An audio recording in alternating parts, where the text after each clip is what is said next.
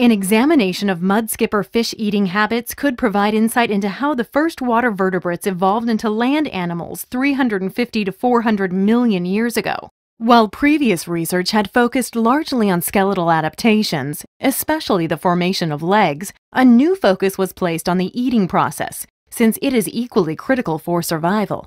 Scientists chose to study the feeding habits of the mudskipper fish, which live in or near the water but consume food on land.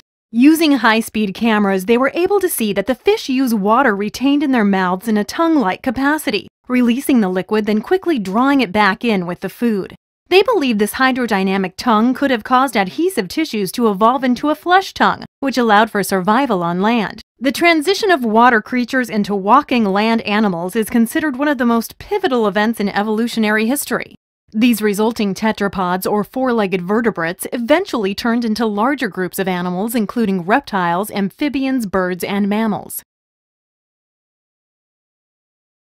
An examination of mudskipper fish-eating habits could provide insight into how the first water vertebrates evolved into land animals 300